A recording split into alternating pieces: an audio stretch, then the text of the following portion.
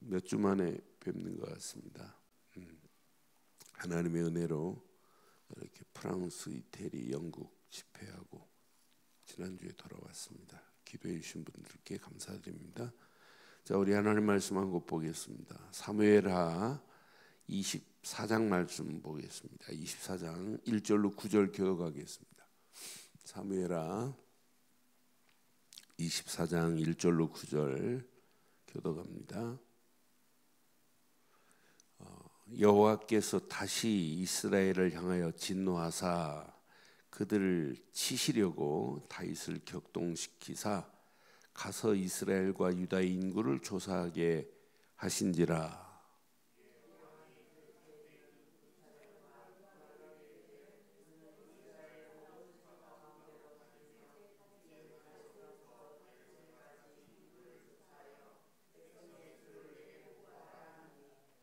요압이 왕께 아뢰되 이 백성이 얼마든지 왕의 하나님 여호와께서 100배나 더하게 하사 내 주 왕의 눈으로 보게 하시기를 원하나이다. 그런데 내 주 왕은 어찌하여 이런 일을 기뻐하시나이까 하되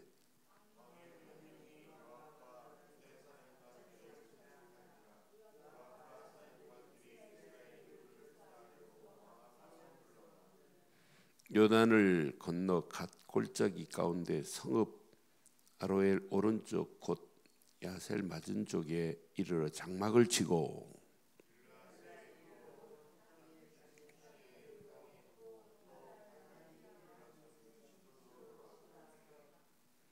두루 견고한 성에 이르고 히위 사람과 가나안 사람의 모든 성읍에 이르고 유다 남쪽으로 나와 브엘셀바에 이르니라.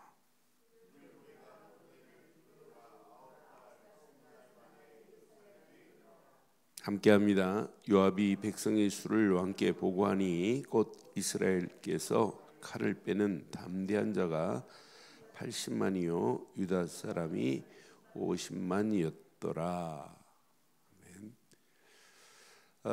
오늘 다윗이 인구조사를 한 것 때문에 이제 어떤 문제가 왔는지 오늘 살펴볼 건데요. 하나님께서 인구조사를 할 때는 성전세를 내기 위해서 인구조사를 할 때 있어요. 그런데 1절 자세히 봐요. 왜 오늘 인구조사를 하는지. 여호와께서 다시 이스라엘 향하여 뭐 하세요? 진노하사 그랬어요. 다시라는 말은 뭐냐면 하나님께서 예전에 징벌한 것처럼 징벌하시겠다는 거예요. 징벌은 우연히 하는 게 아니에요.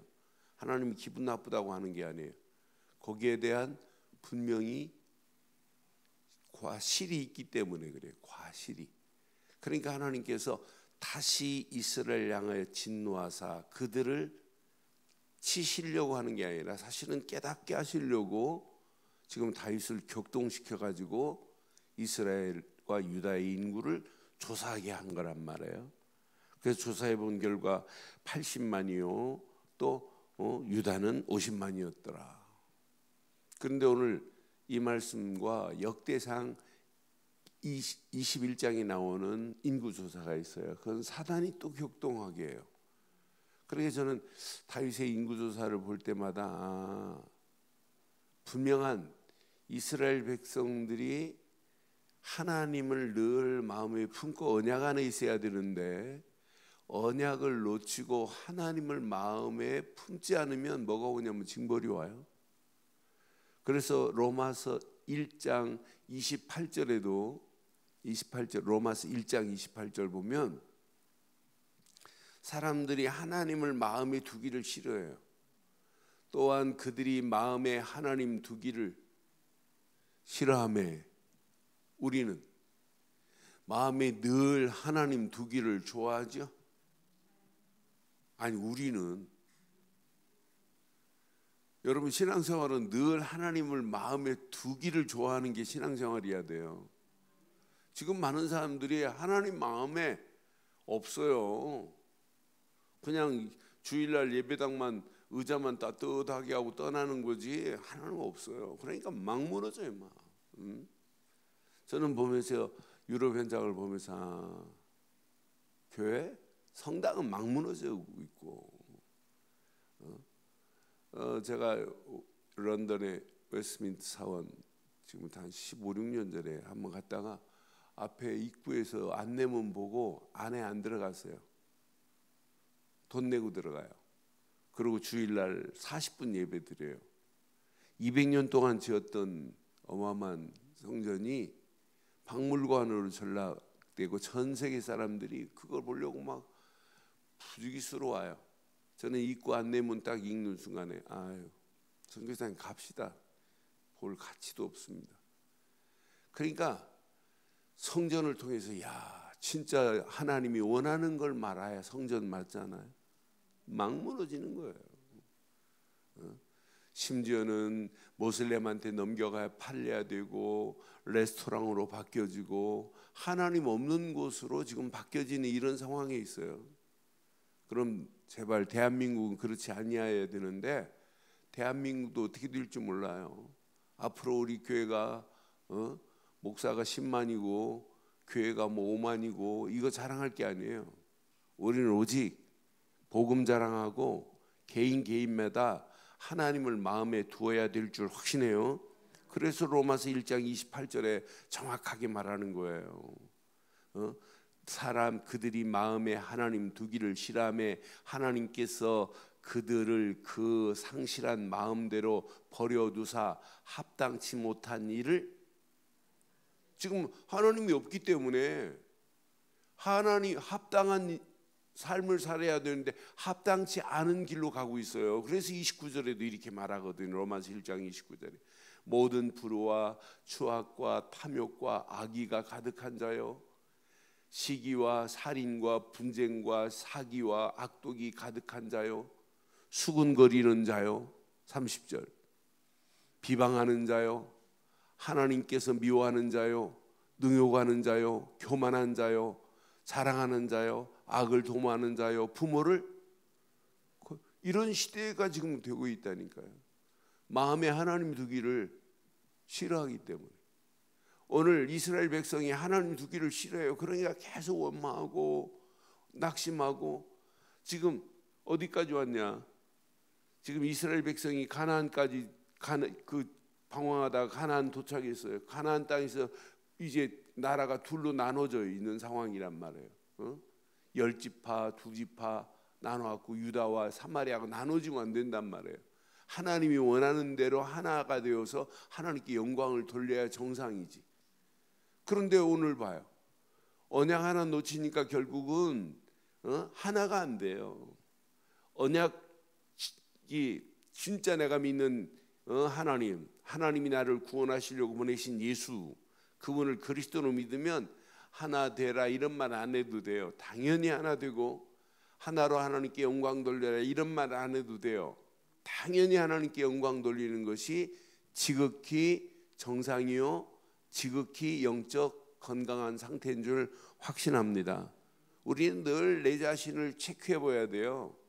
나의 영적 건강이 어떤지 영적인 내 심령의 체온이 지금 어떤 상태인지 고혈압인지 저혈압인지 확인해야 돼. 늘 이게 정상적으로 내가 맥박이 뛰고 있는지 육신만 체크하지 말고 영적으로도 체크해야 될 줄 확신해요.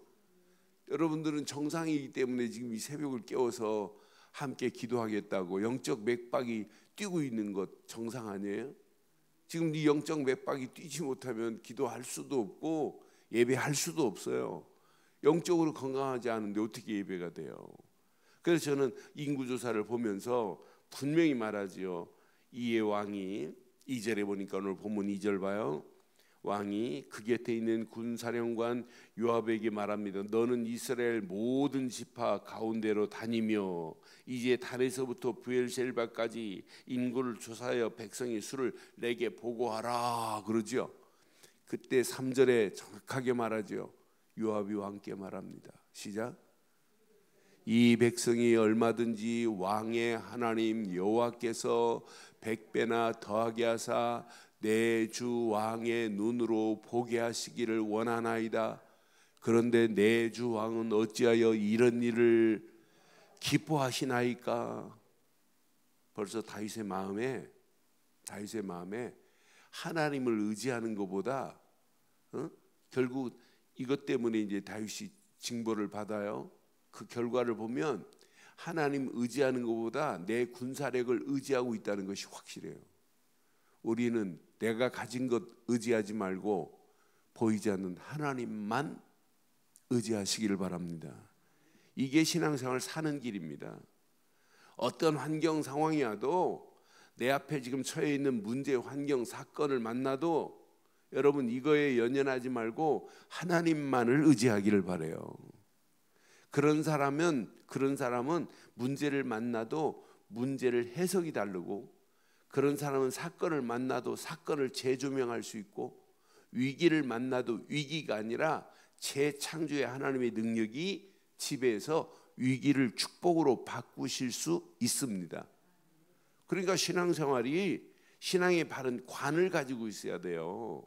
신앙의 관이 흐트러져 버리니까 결국은 문제 만나면 해석이 제대로 안 되는 거라. 사건을 만나도 그렇고. 그러니까 결국은 하나님을 의지하지 않고 있다는 거예요. 자기 권력과 힘을 과시하고 있다는 거나 마찬가지예요. 우리가 아무리 대단한 걸 가지고 있다 할지라도 하나님 앞에 과시할 것이 없어요. 하나님 앞에 주장할 게 없어요. 그러니까 진짜 신앙생활은 내 주장이 필요해야 하네요. 필요 없어요. 내 능력이 필요해야 안 필요해요. 내 힘이 필요해야 안 필요해요. 내 힘이 필요 없어요. 그래서 예수님이 말씀하죠. 아버지는 포도원 농부시요 나는 포도나무요 너희는 가지는 어떻게 하면 돼요? 근데 우리는 포도원 가지가 아니라 포도원 농부처럼 할 때 얼마나 많아요? 포도원 주인처럼 한다니까? 아니 포도나무가 아니에요. 하나님 없어도 될 때 많아요, 안 해요? 하나님 없어도 된다는 말이 다른 말로 쉽게 말하면 인본주의입니다. 하나님의 성령의 역사보다 내 생각이 경험이 더 빠른 거라. 아 그거 이렇게 하면 돼. 하나님께 물을 필요도 없어요. 하나님 필요 없을 때 많다니까요. 그러니까 하나님도 내 마음에 들어와서 나를 컨트롤 하시려다가 내가 하나님 두기를 싫어하니까 하나님도 외면한다니까요. 그래서 오늘 다윗이 이 어리석은 것 보세요. 나는 그래서 이 결과를 보면서 여기 보니까 10절 한번 봐봐요. 다윗이 백성을 조사한 후에 그의 마음에 이제 봐요. 자책하고 다윗이 여호와께 아뢰되 내가 이 일을 행하였으므로 큰 죄를. 인구조사를 하라고 할 때, 격동할 때 어떻게 해야 돼요? 정상이라면, 다윗이 건강하다면 하나님, 내가 하나님 앞에 하나님을 주인으로 모셨다고 하면서 행하지 않은 모습, 하나님보다 내 군사와 내 권력을 믿었던 나의 모습 깨달아야 정상 맞죠? 그래야 되는데 다 했다니까요. 그러니까 하나님도 딱 보시고 그래 해봐라. 네가 가지고 있는 힘이 대단하니? 그래 한번 네 군사 한번 믿어봐. 한번 몇 명이나 되는데 나중에 깨달아요. 그러니까 우리가 아무리 어마어마한 걸 가지고 있어도 내 것 아닙니다. 하나님 겁니다. 하나님이 주신 것을 난 노년에 이제 마지막 역대상 29장에 고백해요. 이거 내 거 아니구나. 그러니까 영적으로 이런 모습 봐요. 이렇게 자 자책하고 다윗이 여호와께 아뢰니다. 이 일을 행함으로 큰 죄를 범하였다고. 그러면서 뭐라고? 여호와께서 이제 간구하옵나니. 여러분 나중에 후회하지 말고 지금부터 우리는 간구하기를 바랍니다. 이제 간구하옵나니 종의 죄를 사하여 주소서. 내가 심히, 우리는 이런 날 오지 않기를 주의 이름으로 축원합니다. 그래서 늘 이런 날 안 오려면 늘 우리 마음에 하나님 두기를 우리는 좋아하기를 바랍니다. 내 안의 주인은 하나님이십니다. 하나님 주인으로 모시려면 우리는 한 분만 높여야 돼요. 예수는 그리스도시구나. 그리스도를 주인으로 모실 때 하나님은 나와 함께 하세요. 예수를 그리스도로 안 믿고 어떻게 하나님이 함께해요? 절대 함께 할 수가 없어요. 그러니까 여러분들은요, 왜 저희 교회 제가 있을 때나 우리 교육자들이 있을 때나 계속 그리스도를 말하지 빨리 눈치채세요. 이거 체질 안 되면 개인도 무너지고, 앞으로 보세요, 가정도 무너지고 자녀도 무너지고 다 무너지는 시대 와요. 앞으로 요거 하나만 계속 강조하면 다 살아요. 개인도 살고 가정도 살고. 이게 누려지면 다른 사람 살립니다. 그러니까 진짜 여러분 십자가만 강조해야 되고 그리스도만 강조해야 돼요. 예배 마치고 가면 야, 내가 그리스도가 없으니까 하나님을 마음에 두기를 싫어하고 내 생각대로, 내 마음대로, 내 계획대로, 내 가진 걸 의지하구나. 영적으로 진짜 우매하구나. 이걸로 인하여 다윗이 그 다음 절 봐봐요. 11절 보니까 다윗이 아침에 일어나 여호와의 말씀이 다윗의 선견자 된 선지자 갓에게 임하여 이르시되 그랬어요. 가서 다윗에게 말하기를 여호와께서 이와 같이 말씀하시기를 내가 내게 세 가지를 보았으니 이제 선견자 갓이 이제 가서 말하는 거예요. 너를 위하여 너는 그 중에 하나를 택하, 세 가지 중에 하나를 택하래요. 내가 그것을 내게 보이리라 하셨다 하라. 자, 그 다음 절 봐봐요. 갓이 다윗에게 말합니다. 왕의 땅에 7년 기근이 있을 것이니 기근이 있을 것이니까, 혹은 왕이 원수에게 쫓겨 석 달 동안 그들 앞에서 도망하실 것이니까, 혹은 왕의 땅에 사흘 동안 전염병이 있을 것이니까 왕은 생각하여 보고 나를 보내신 이에게 무엇을 대답하게 하소서 하는지라. 그 다음 절 봐봐요. 다윗이 갓에게 말하죠. 내가 고통 중에 있도다. 청하건대 여호와께서는 긍휼이 크시니 우리가 여호와의 손에 빠지고 내가 사람의 손에 빠지지 아니하기를. 사람의 손에 나중에 후회하지 말고 우리는 여호와의 손에 빠지기를 바랍니다. 그게 여호와의 손에 붙잡히는 게 다예요. 이 땅에 살아가는 동안 하나님 손에 붙잡히는 게 최고의 축복인 줄 확신합니다.